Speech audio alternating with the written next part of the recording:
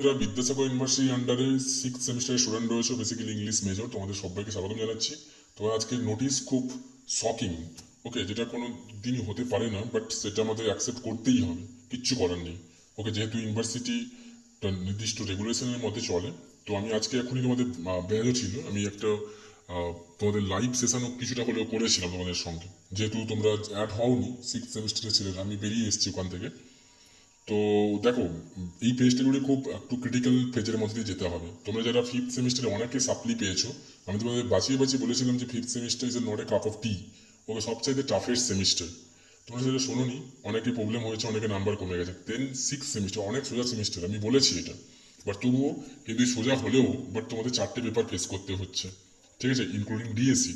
তো সেটা কি হয়েছে, তোমাদের যে এক্সামিনেশনের যে হবে অফলাইন মোডে, সেটা নোটিফাই হয়ে গেছে আজকেই, 12/6/2026। আমি জানতাম এই ব্যাপারটা হবে, তবুও যেটা আমি গেস করেছিলাম, যেহেতু ইউনিভার্সিটির অনেকগুলো জিনিস চেঞ্জ হয়েছে, তোমরা জানতে পারছো, ওই জায়গাগুলো বলছি না এখানে। তো আমাদের কাছে যে নিউজ আসাটাও খুব ডিফিকাল্ট হয়ে যাচ্ছে, বাট সেটা আস্তে আস্তে আমরা আবার ঠিক করে নেব, আমাদের কমিউনিকেশনস হয়ে যাবে। ওকে, এটা স্বাভাবিক এই জায়গাটা।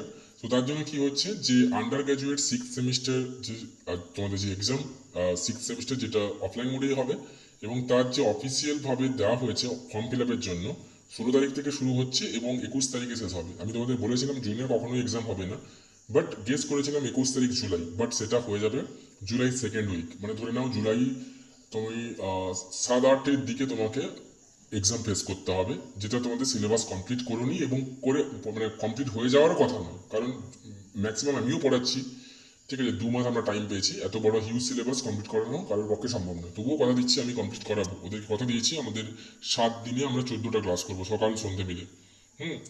সো এটাই ছিল তোমাদের ফি স্ট্রাকচার, তোমরা সবাই জানো।